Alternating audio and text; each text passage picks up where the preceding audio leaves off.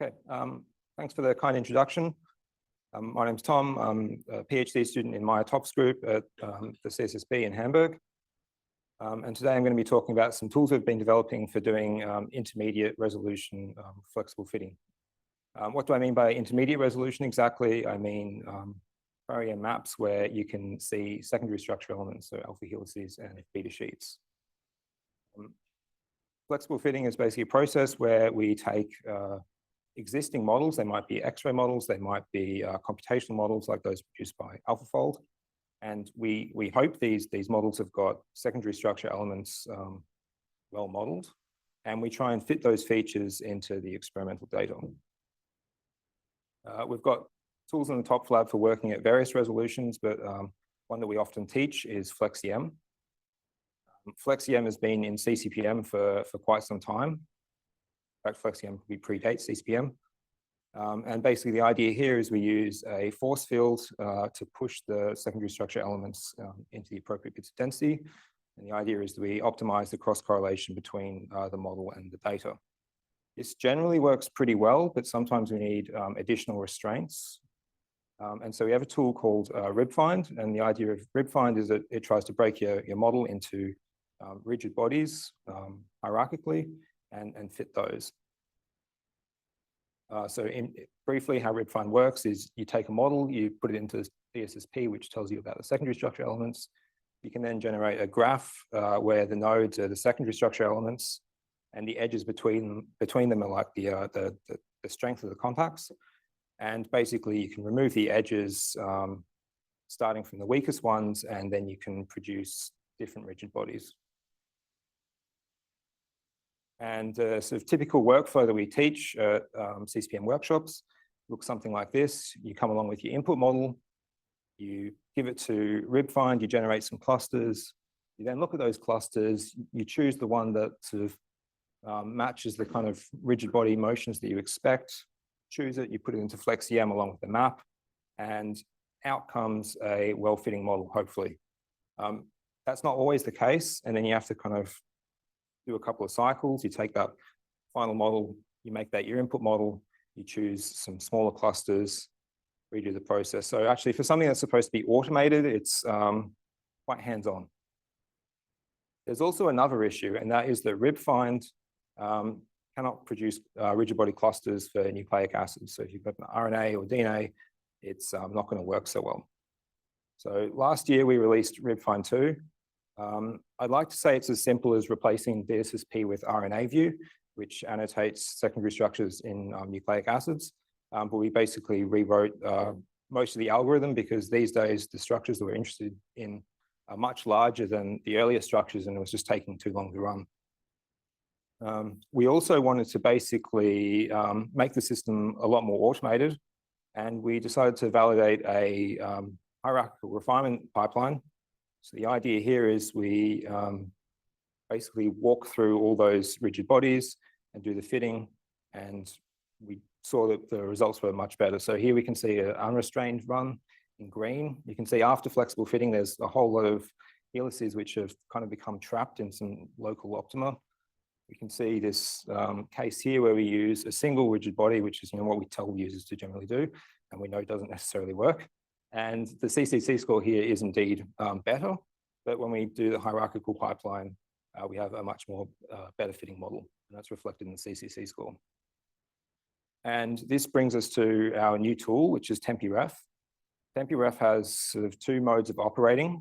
There's a flexible fitting mode, which basically replaces FlexEM. It's built on top of OpenMM, which means it's GPU accelerated, so it's a lot faster. Again, it allows us to handle much larger models.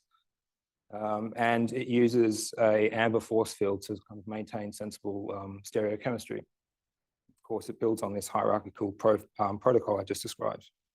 It also has a refinement mode, and the refinement mode uses a different force field.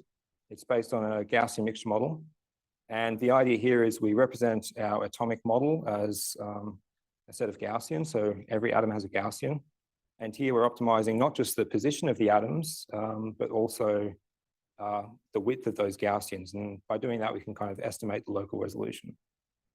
And of course, we have this lovely graphical user interface here, which was implemented by Agnel.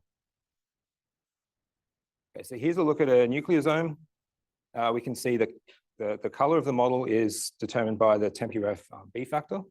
And we can see it correlates very well with local resolution determined by ResMap.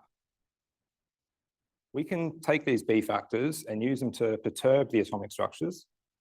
And if we do this multiple times, we can end up with an ensemble of structures. You can see here 3 maps. We can see the experimental map in the middle, a simulated map produced from a single refinement, and an ensemble map produced by an ensemble of structures. And you can see the ensemble map looks much more like the experimental map. And when we look at the finer details, we can see there's an arginine here, which clearly exists in sort of 2 conformations. And that's well modeled by the ensemble. We're keen to test how our refinement program worked compared to existing tools. We'd like to test it against RefMac, but there's Sarah's database out there, which is basically a continuous refinement system where models from the PDB are refined using Phoenix real space refinement. And we can see here a breakdown across different resolution ranges. And at the high resolution, so around 2 to 3 angstroms, TEMPy-ReFF, Sarah's and PDB models all have a very similar distribution of CCC scores. However, the mole probability scores for the TEMPy-ReFF model seem to be quite a bit better. In the middle range, 3 to 4 angstroms, CCC distributions and mole probability distributions seem to be about equal. And at 4 to 5 angstroms, the CCC scores are better for TEMPy-ReFF, but the mole probability scores do decrease a bit, unfortunately. Of course, when it comes to flexible fitting, the question is how you get these starting models. And these days, computational predictions are really the way forward. CASP challenges give us a glimpse of the state of the art. And in CASP 15, we refined a bunch of cryo-EM protein structures as well as RNA targets. And this is work done with Luke Elliott and Rachel Kretsch. So briefly, how CASP works. Experimentalists solve new structures, and before they deposit the models in public databanks, they give the sequence to the CASP organizers who hand it out to different modeling groups. They predict the structures, and then we compare it against this unpublished reference structure. And for a few CASPs now, they've been encouraging experimentalists to also provide their raw data, so their X-ray data or cryo-EM maps. And this is really quite useful. So here is a map, a prediction, and a reference model. And you're probably looking at this thinking, gee, that reference model isn't fitting so well.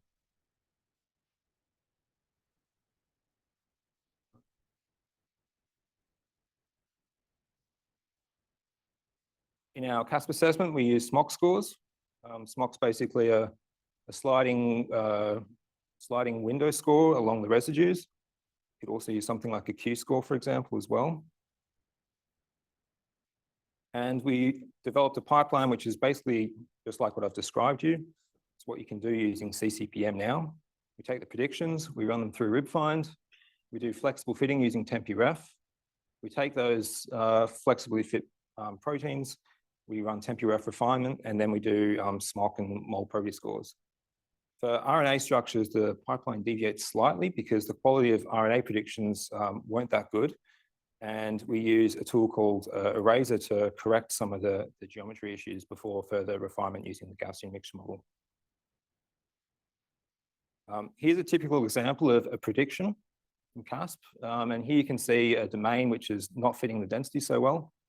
And after refinement using our pipeline, you can see that poor fitting region is nicely in the density. So that's the refined model there in orange. And you can see the SMOC scores, which are generally as good, if not better than the reference model in this case. Again, that's that particular model we're looking at highlighted. And you can see the distribution across all predictions. Here you can see that they all ended up being refinable to something very close to the reference model. And this is generally true across all the predictions, with the exception of H1137. I mean, there were still some predictions that could be refined really well. This is a really quite large structure. Still an impressive result, I think, for an automated routine. Unfortunately, the mole probability scores weren't so impressive. In the majority of cases, the refined models did have decent mole probability scores, quite often better than the reference. But there were 3 maps where the mole probability scores seemed to actually get quite a bit worse. And these were cases where deep enhancer were being used on the maps. I love deep enhancer, please use it, but don't use it with TEMPy-ReFF for refinement. So Cas15 was also really exciting because there was RNA structures for the first time. You're probably looking at some of these RNA structures. The first 4, for example, they look pretty funky. And that's because they're synthetic RNA constructs. And the other 2 are from coronaviruses. And here the maps were much lower resolution. Some of the structures, such as that R1156, had 4 different maps that we could refine the predictions into. R1136 had two maps, and R1138 also had 2 maps. And in general, our refined models were basically as good as the reference structures. Here's a little animation of the sort of refinement pipeline. I've kind of colored things to hopefully make it all make a bit more sense. You can see the structure. It's actually colored by the clusters determined by RibFind. So you can see the clusters getting sort of smaller and smaller as the refinement process progresses. It's quite a slow video. So just to summarize, TEMPy-ReFF is useful across a range of resolutions. It can do flexible fitting. It can also do sort of atomic refinement. RibFind 2 can generate rigid bodies for protein and RNA. And TEMPy-ReFF ensembles can model uncertainty and heterogeneity. And finally, Cas15 predictions, and in fact, AlphaFold models in general, are really good starting points for models to do flexible fitting and refinement. And before I finish, I want to thank CCP-EM. They've obviously done a lot of work to help distribute our software. They organize plenty of workshops to teach the tools. I really like the ICNIL workshops, for example, where users come along with their own data and yeah, really test our tools out.